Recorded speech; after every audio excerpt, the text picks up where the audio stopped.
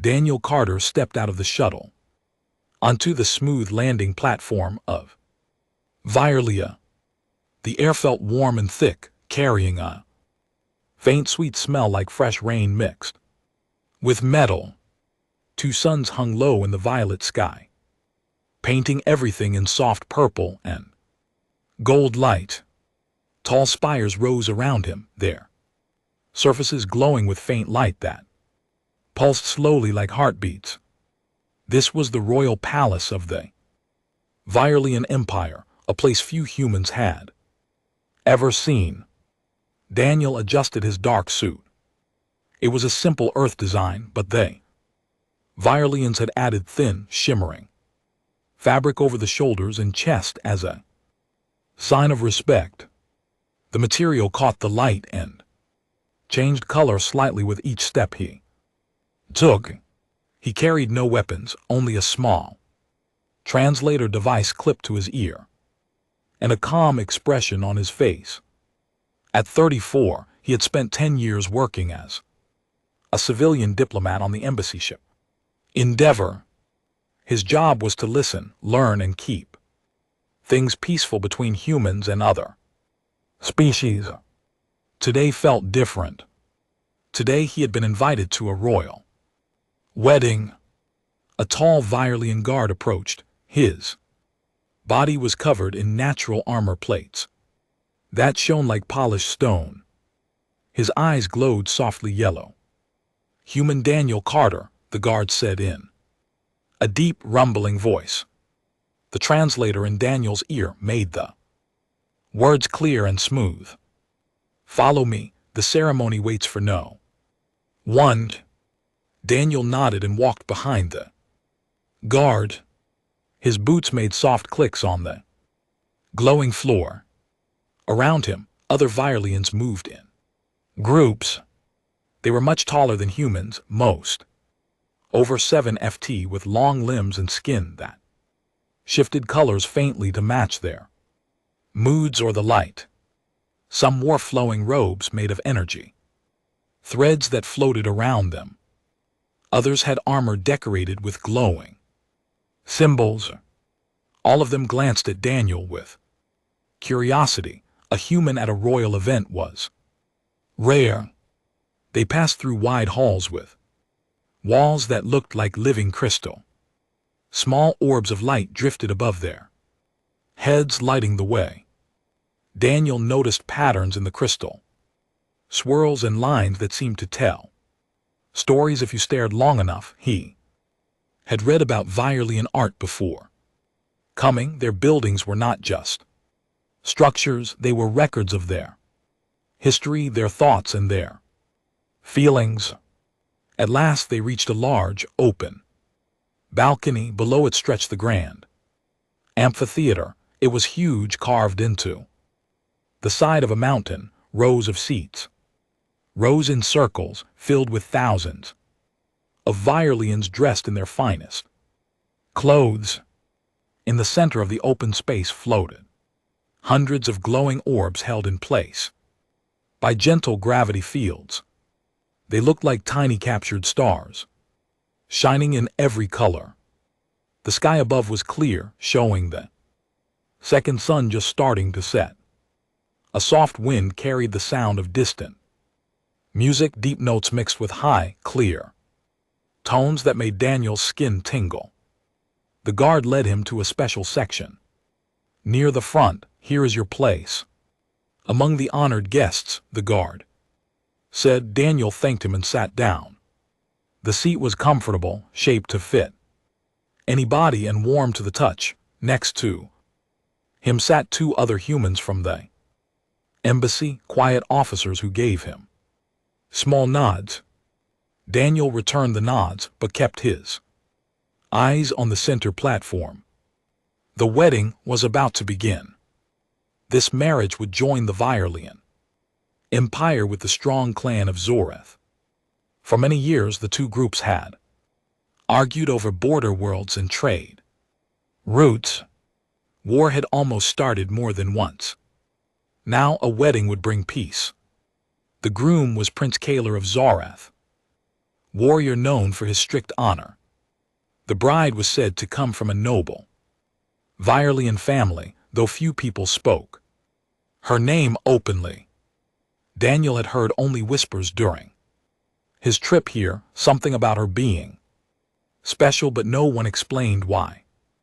Music swelled deep and slow. Everyone stood. Daniel rose with them. From a high archway the king appeared. His name was Thalor. He was the largest Vairlian Daniel had ever seen, with armor plates that gleamed gold and red. A long cape of pure light trailed behind him. He walked to the center platform with slow, powerful steps. The crowd made a low humming sound of respect. Behind the king came the groom. Prince Kaler wore heavy black armor, decorated with silver spikes. His face was calm, almost cold. He stood straight and waited. Then the music changed. Softer notes filled the air. The bride entered. She walked slowly under heavy veils that shimmered like water. Energy ribbons floated around her, red and gold, moving as if alive. Guards walked on both sides, but she kept her head low. Daniel watched closely.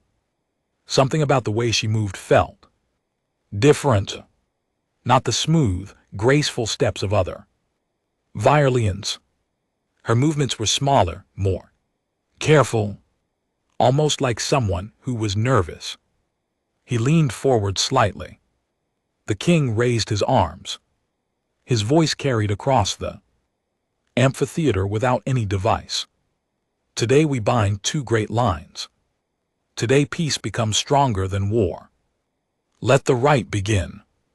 Servants brought forward ancient objects, a crystal ball filled with glowing liquid, a blade made of star metal, and a band of woven light.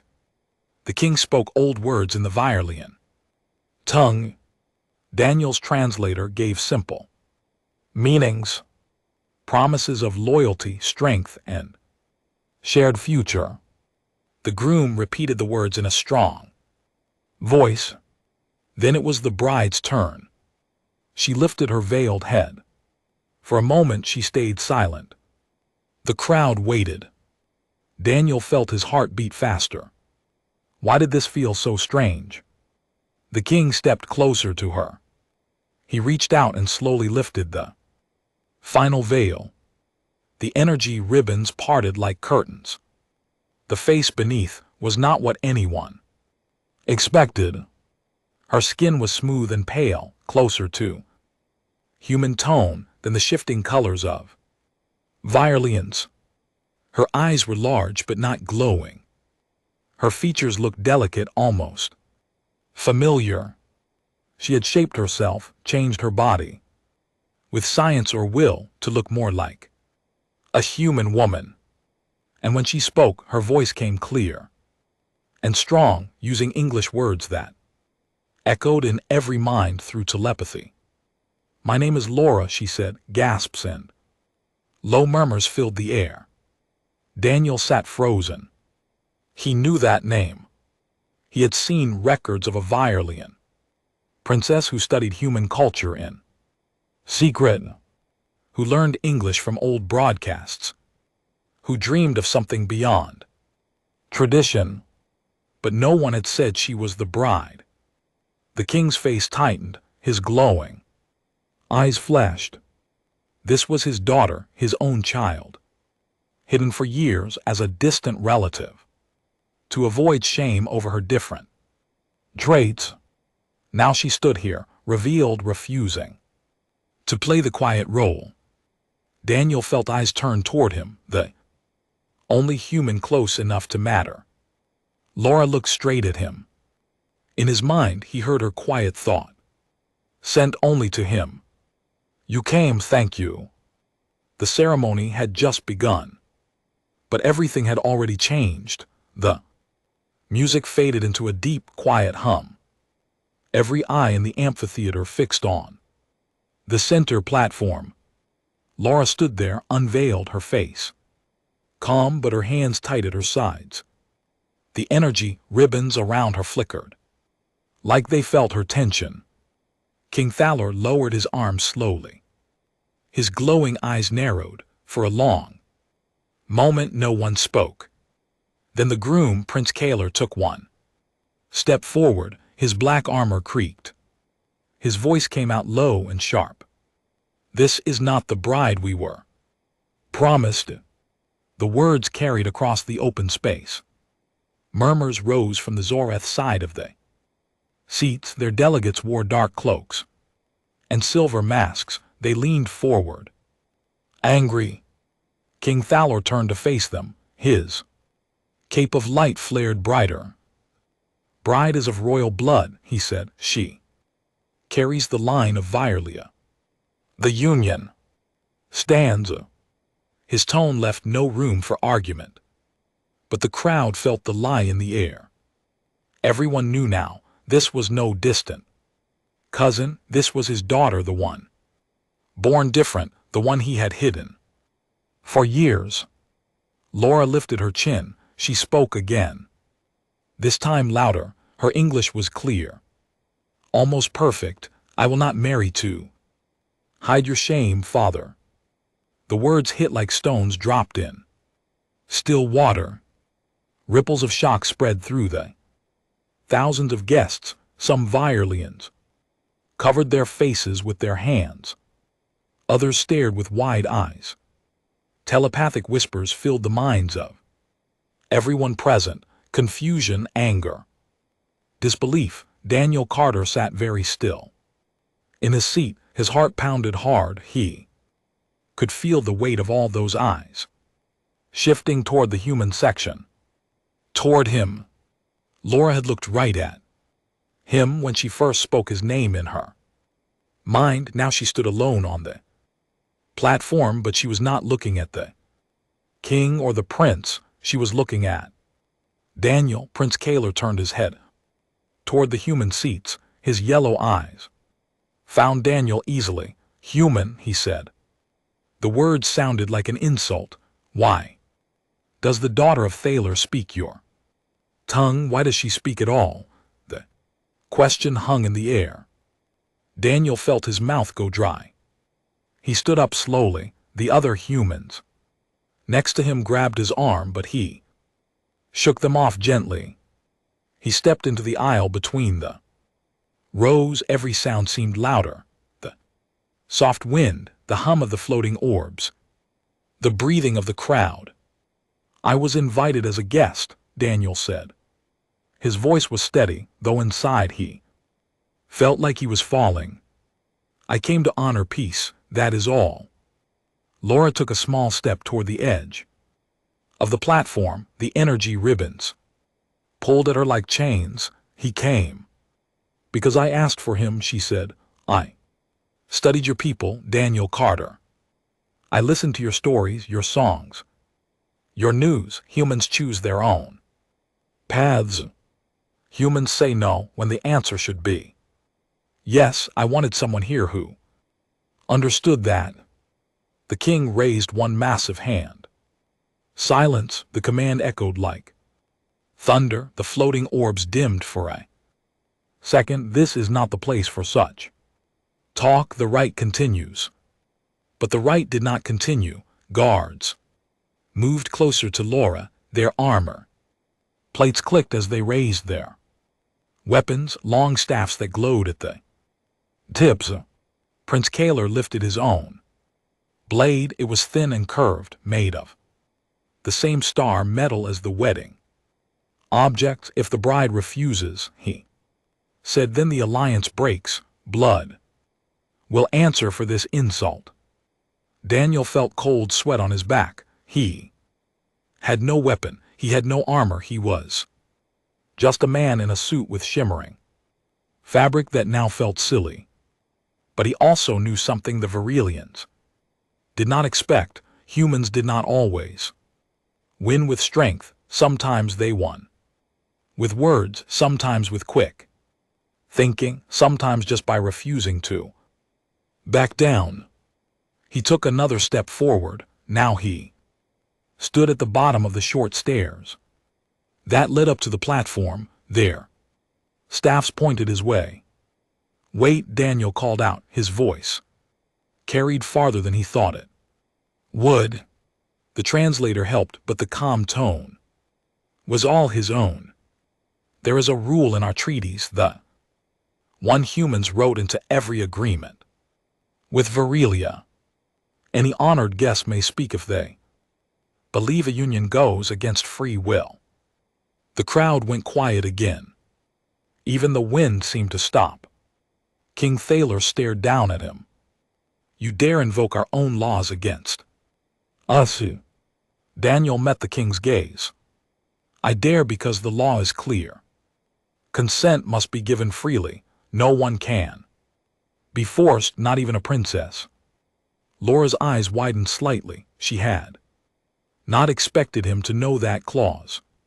She had hoped he would help, but she had not known how. Now she saw a chance. Prince Kaler laughed, a short, harsh sound. "A human speaks of law, you who bend rules like soft metal." Daniel did not flinch.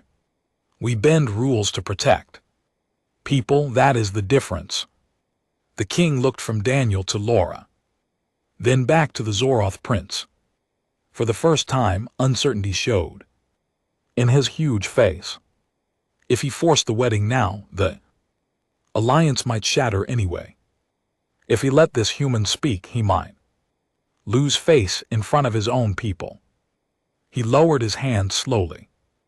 "A hearing," the king said at last. "We will allow a short hearing. The human may present his case, then the right will finish one way or another." Guards stepped back. The tension eased just enough for people to breathe again. Daniel climbed the stairs. His legs felt heavy, but he kept his face calm. When he reached the platform, Laura gave him a small nod. It was the first time he had seen her smile, even if it was tiny and quick. They stood together now, human and Varelian princess, facing the king, the prince, and thousands of watching eyes. Daniel spoke first. "You hid her because she was born different. Her genes did not match the old standards of purity. But different does not mean wrong. She changed her body to look more like us because she wanted to understand freedom. She learned our language because she wanted to speak her own truth." He turned to the crowd. "You all know the old laws, purity above all, strength above choice, but look at what happened here today." One person said no, and the whole empire stopped to listen. "That is power, not blades, not armor, choice." Prince Kaler stepped closer. His blade stayed in his hand. "Words are cheap. Human, if you believe so much in this female, then prove your worth. Face me." In the ritual circle, winner decides the fate of the bride. Daniel looked at Laura. She shook her head just a little. No, but her eyes said something else. "Trust me." Daniel looked back at the prince. "I accept."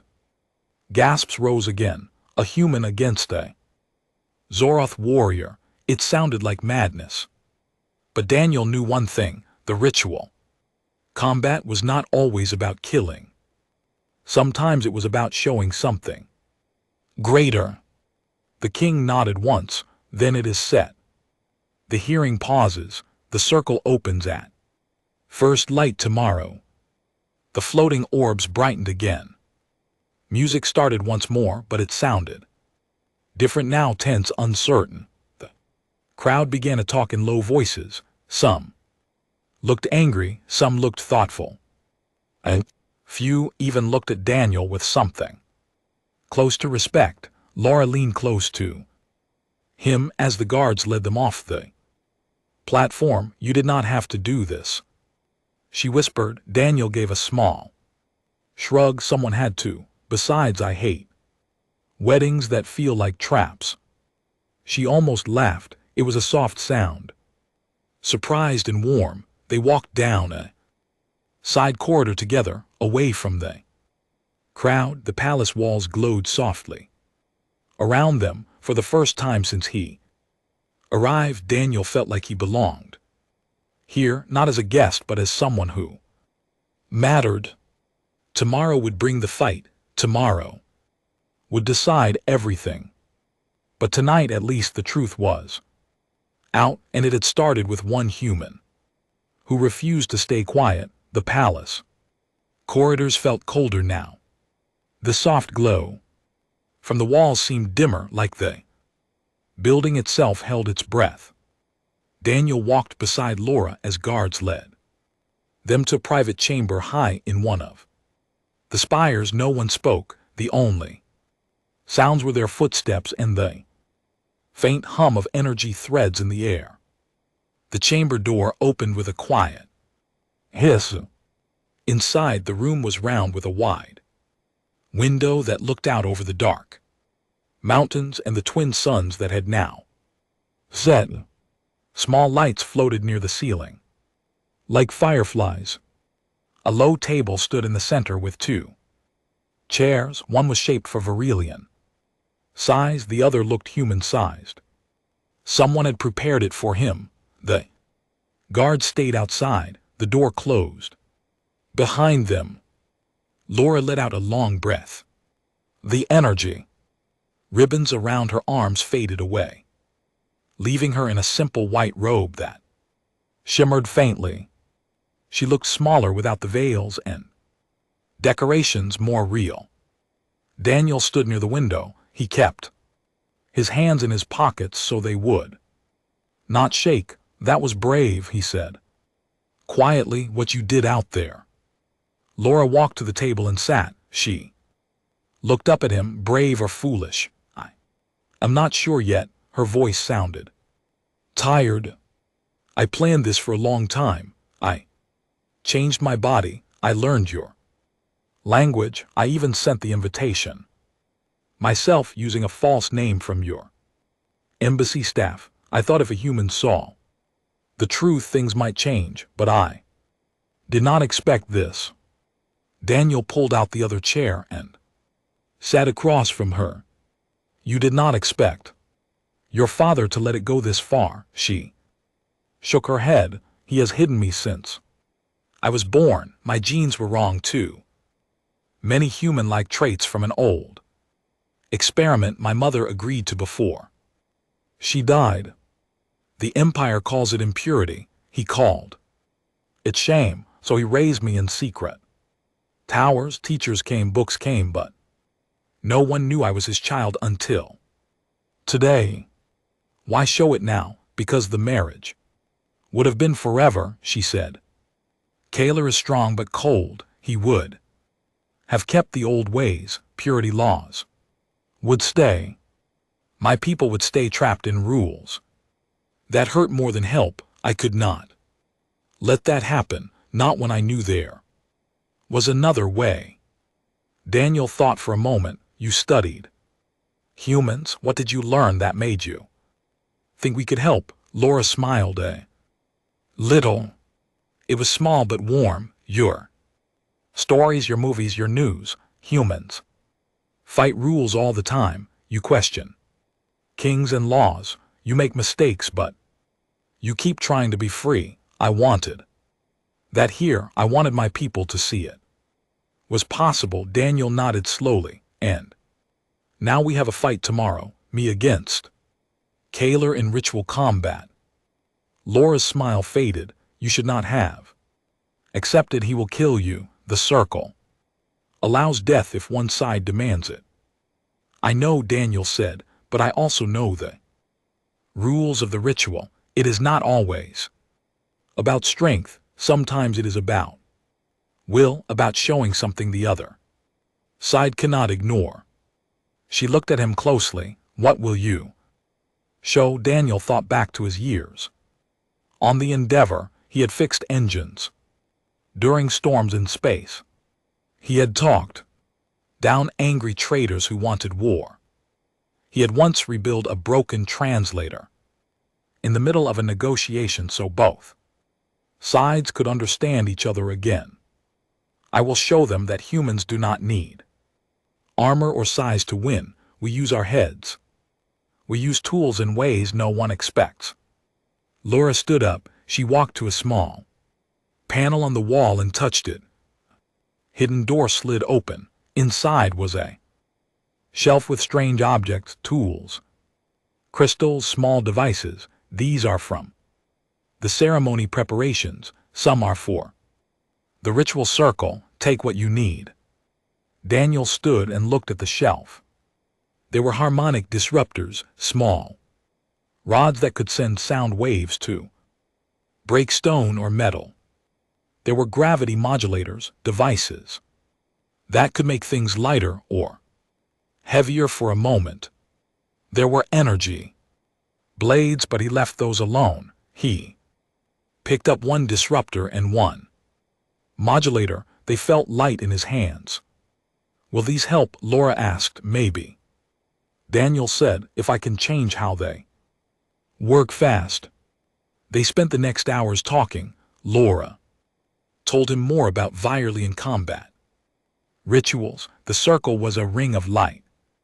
On the ground, no one could leave until one side gave up or fell. Weapons were allowed, but clever use mattered more than brute force.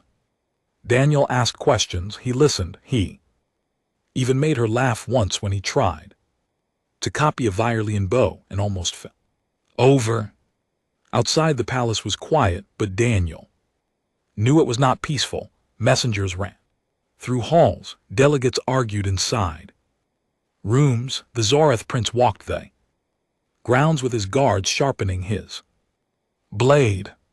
King Thaler sat alone in his throne room staring at old images of his daughter as a child.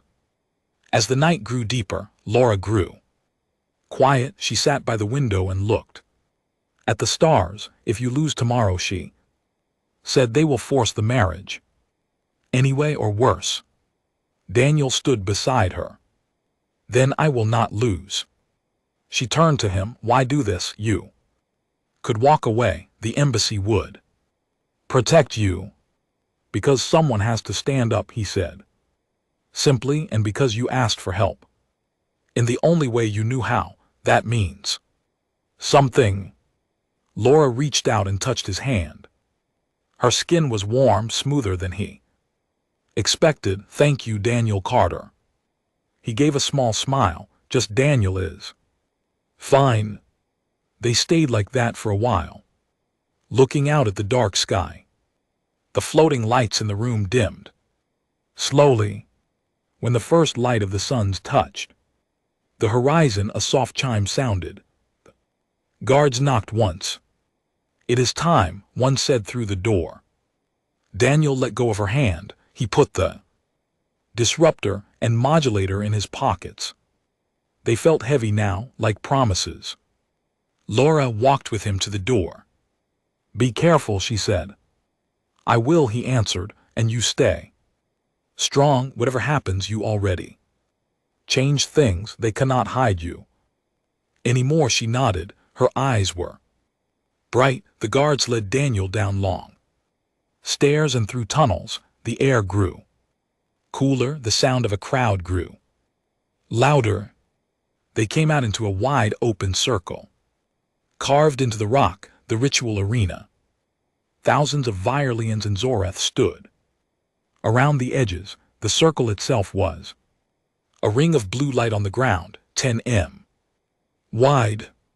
In the center stood Prince Kaeler. He wore lighter armor now, black plates with red lines. His curved blade rested on his shoulder. He looked calm, confident. King Thaler stood on a raised platform above the circle. Laura was brought to sit beside him. Guards stood close, but she held her head high. Daniel stepped into the circle. The blue light rose around him like a wall. No one could enter or leave now until it ended. Kaeler looked at him. Human last chance, yield and live. Daniel took a slow breath. I do not yield. The prince smiled, then let us begin. He charged. Daniel moved to the side. Just enough. The blade cut air where he had stood. Kaler was fast, too fast for a human to match in strength, but Daniel did not try to match strength. He pulled out the harmonic disruptor. His fingers worked quickly. He twisted a small dial he had noticed earlier. The rod began to hum louder than normal. He aimed it at the ground near Kaler's feet. A sharp wave of sound shot out. The rock cracked. The crowd made a surprised sound. Daniel did not stop. He ran to the other side of the circle. Kaler recovered and came after him. Blade raised.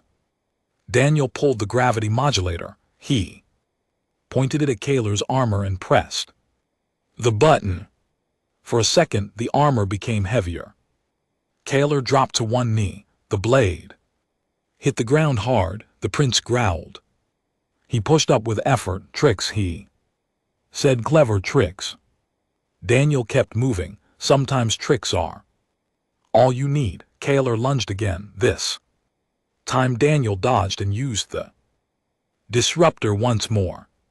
This time aimed at the prince's weapon arm. The sound wave hit the armor joint. It locked. Kaler could not lift the blade fully. The crowd grew louder. Some cheered. Some shouted in anger. Daniel felt his lungs burn. He was tired, but he saw an opening. He ran straight at Kaler.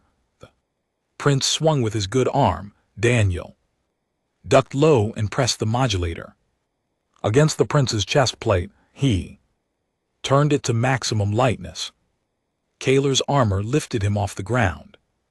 Like a balloon, he floated up helpless, arms waving. Daniel stepped back. Yield, he said. Kaler struggled. His face showed shock. Then anger, then something else. Respect, I yield, he said at last. Blue light around the circle faded. The crowd went silent for a moment. Then cheers exploded. Some from Virelians, some even from Zorath. Daniel stood in the center, breathing hard. He looked up. At the platform, Laura was on her feet. She smiled wide. King Thaler stared down at him. His face was hard to read. But he raised one hand. The human has won, the king said. The right is broken. The alliance will be remade on new terms. Daniel felt the weight lift from his shoulders. He looked at Laura. She nodded once. The fight was over, but the real change had just begun. The cheers from the crowd slowly died down. The blue light of the ritual circle faded completely. Prince Kaler still floating a few feet off the ground, his heavy armor made light by the modulator Daniel had used. The prince's face showed no anger now, just surprise and a kind of quiet understanding. He raised his free hand in the old sign of surrender. Two Zorath guards stepped forward. Quickly, they caught him as the gravity effect wore off and he dropped gently to his feet. Daniel stood in the center of the arena. His chest rose and fell fast. Sweat ran down his face. His hand still held the disruptor and modulator, but he lowered them now. He felt every eye on him. Virelians high in their seats, the Zorath delegates in their dark cloaks, the king on the raised platform, and Laura beside him. King Thaler stood up slowly. His golden armor caught the first strong light of the rising suns. He looked down at Daniel for a long time. No one spoke. The wind moved softly through the open space, carrying the faint smell of warm stone. At last the king spoke. His voice was deep and carried without effort. Circle has spoken. The human has won by skill, not by blood. The old right is broken. He paused. The marriage will not take place, a wave of sound rolled. Through the crowd, some gasps, some low cheers, some angry mutters from the Zoreth side. Prince Kalar stepped forward. He sheathed his curved blade with a slow, careful motion. I accept the outcome, he said. His voice was steady, but the alliance must still stand. Our clans need peace. What terms do you offer now, Falar? The king looked at his daughter. Laura had risen to her feet. She no longer looked small or hidden. She stood straight, her white robe bright in the morning light. Her eyes met her father's. For the first time in many years, he did not look away. The terms will change, the king said. No more hidden bloodlines, no more forced unions for the sake of old laws. My daughter will speak for herself, and the empire will listen. He turned to Daniel. Human, you came as a guest, you leave as something more. Name your wish. Empire owes you a debt. Daniel wiped sweat from his brow. He looked around the arena, at the thousands of faces, at Laura, at the prince who had fought him and now stood without hate. He took a slow breath. I wish for nothing for myself, Daniel said, but I ask for one thing. Let Laura choose her path. Let her stay here if she wants, or go where she chooses. And let your people talk openly about change. The purity laws hurt more than they protect. Let them be questioned. Let new ideas come in. That is all I ask. The king stared at him. Then slowly he nodded. It will be done. Laura stepped to the edge of the platform. Guards moved aside to let her pass. She walked down the stairs and into the arena. The crowd watched in silence. When she reached Daniel, she stopped in front of him. You kept your promise, she said. Quietly, Daniel gave a tired smile. I had good help. She reached out and touched his arm. Come, there is more to do. They walked together out of the circle. The king followed a short distance behind. Prince Kalar and his guards joined them. The crowd parted as they moved through the wide stone paths back toward the palace. Whispers followed them, some excited, some unsure, but none angry now. Inside the palace, they entered a large hall with high windows. Sunlight poured in, making the crystal walls shine. Servants brought water and soft fruit. Everyone sat at a long table. For the first time, humans, Virelians, and Zoreth sat together without weapons or guards between them. Laura spoke first. Father, the people need to know the truth, all of it. My birth, the changes I made to my body. If we hide again, nothing will change.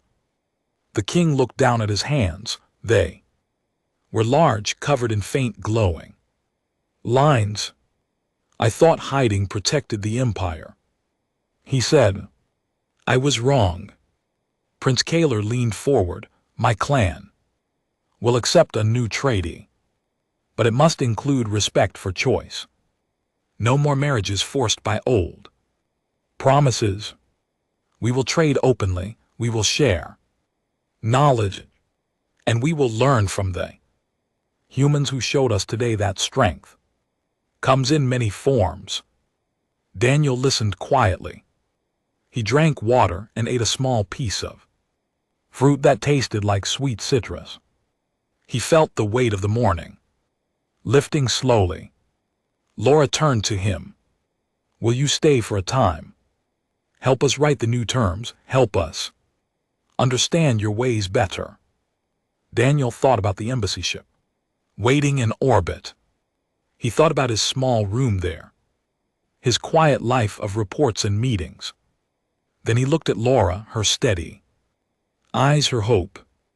I will stay, he said, as long as you need me. The talks went on for hours. They spoke of borders, of trade, of laws. Daniel. Explain human ideas, simple things. Like voting, like personal rights, like learning from mistakes instead of hiding them. The Violins listened, some asked questions, some argued, but no one walked away. By afternoon, the first new agreement was written on a crystal tablet. It was short but clear. The alliance would stand, but as equals.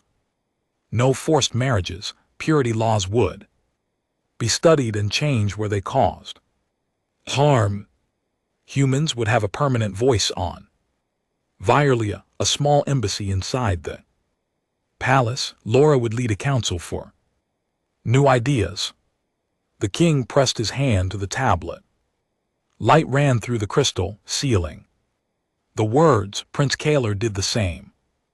Then Laura, last Daniel placed his hand on it. The light felt warm against his skin. When it was done, the king stood. The day ends with peace, he said, and with change. That evening, Daniel walked with Laura on a high balcony. The twin suns set again, painting the sky in deep purple and orange. Below them, the city lights began to glow, soft blues and greens moving like waves. You did more than win a fight, Laura said. You gave my people a new story. Daniel leaned on the railing. Stories change when people see something different. I just happen to be the different one today. She laughed softly. You are more than different, you are stubborn and kind. He looked at her. And you are brave. Braver than most. They stood in silence for a while. The wind moved her robe gently. The stars came out one by one. What happens next? Daniel asked. Tomorrow we begin, she said. We talk. To the people we teach, we learn, and you will be here to help. Daniel nodded. I will. She reached out and took his hand again. This time she did not let go quickly. The night grew quiet. The palace settled somewhere far below. Music started, new music, not the old ceremony. Songs, it had higher notes, freer rhythms. It sounded a little like human jazz mixed with Violin hums. Daniel listened. He felt tired but good for the first time in a long time. He felt like he belonged somewhere bigger than himself. The invitation had brought him here. Truth had kept him here. And now the future waited, open, uncertain but full of possibility. One human in a galaxy of giants had reminded everyone that small choices could move mountains. And the stars above Virelia seemed to shine a little brighter because of it. The days after the ritual circle felt different on Virelia. The palace still glowed with the same soft lights, but the air carried a new feeling, lighter, freer, like a heavy door had finally opened. Daniel Carter walked the wide halls, without guards following him everywhere. People nodded to him now, some even smiled. A few young Violins stopped to ask questions about Earth, about humans, about why he had risked so much for someone he barely knew. Laura led most of the changes. She moved through the palace like someone who belonged in every room, not just the hidden ones. She wore simple robes now, no heavy veils, no energy ribbons that looked like chains. Her skin still held the pale tone she had chosen, but she no longer tried to hide who she was. She spoke in both Violin and English, switching easily, so everyone could understand. Daniel stayed close to her side most days. He listened. He gave quiet advice. He helped write messages that went out to cities across the planet. The first big meeting happened in the same grand amphitheater where the wedding had started. This time no floating orbs for ceremony, no music to force silence. just thousands of Virelians sitting. The curved seats, waiting screens, showed the faces of people watching from faraway places. Laura stood on the center platform alone. At first, Daniel waited below with the small human group from the embassy. Laura raised her hands. The crowd grew quiet. For too long, she began, we hid parts of ourselves. We hid differences. We hid truths. We thought strength came from being the same. But strength comes from many voices. Together, from choice, from listening. She looked down at Daniel for a moment. He gave her a small nod. Today we start something new, she continued. The old purity laws will be studied by a council of many, old families, young thinkers, even visitors from other worlds. We will keep what helps us, we will change what hurts us, and we will not hide anymore. The crowd made a low hum of agreement. Some faces stayed hard, but most listened. When Laura finished, she invited others to speak. A teacher from a small city talked about children born different. A trader from the border shared stories of working with humans and learning new ways. Even a Zareth elder sent a recorded message of support. Prince Kaler had returned to his own lands, but he kept his word. Peace held. After the meeting, Daniel and Laura walked through the gardens behind the palace. Tall plants with glowing leaves moved gently in the evening wind. Small lights drifted between the branches like slow stars. You did well today, Daniel said. Laura shook her head. We did well. Without you, none of this would have started. Daniel picked a small glowing flower and handed it to her. It started with you saying no. I just helped make sure people heard it. They sat on a low stone bench. The twin suns had set, leaving the sky deep purple. Stars filled the space above them. I want to show you something, Laura said. She touched a small device on her wrist. A soft hologram appeared between them.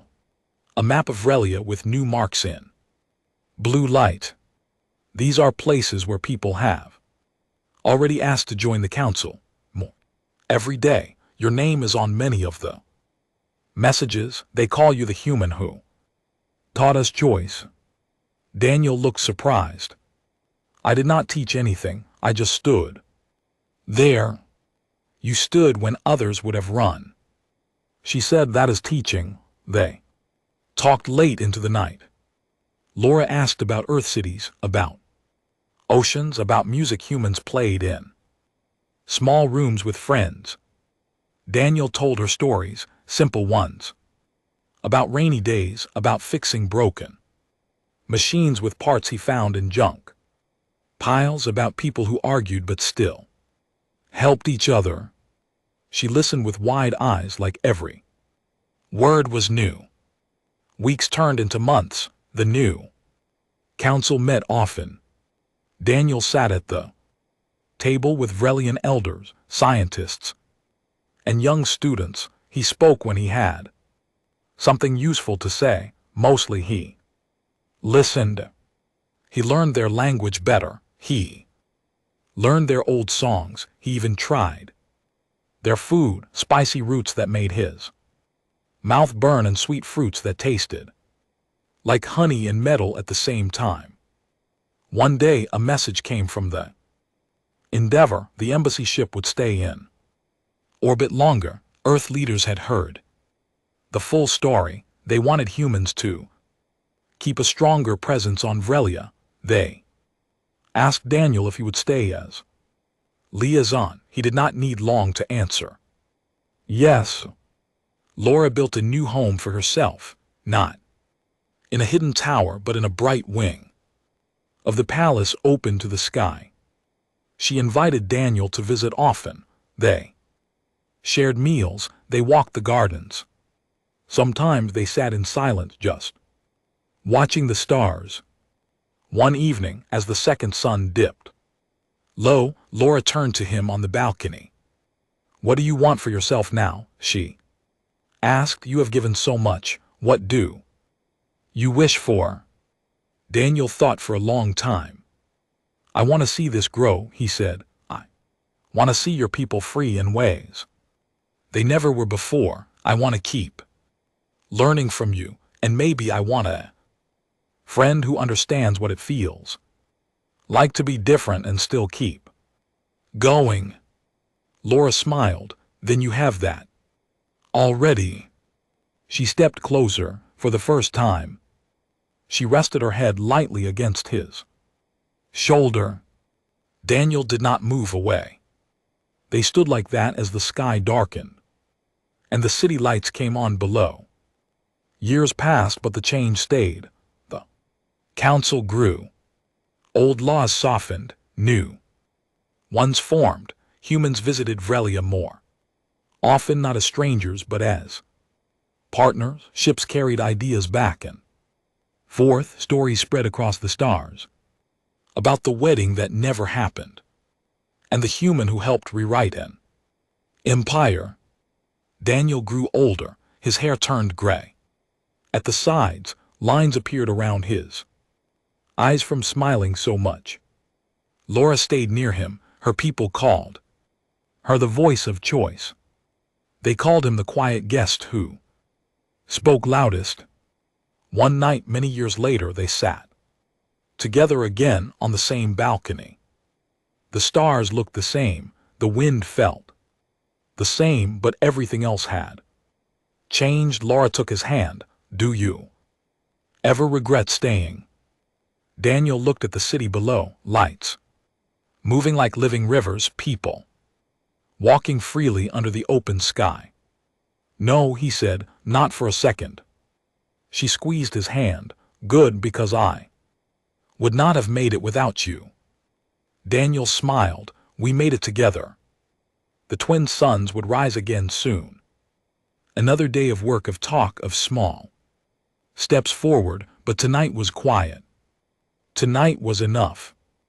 In the end, one invitation had brought a human to an alien world. One moment of courage had broken old chains, and one simple choice to stand up, to speak, to stay had shown a whole empire that strength did not always come from size or armor. It came from heart, and sometimes from a human who refused to look away.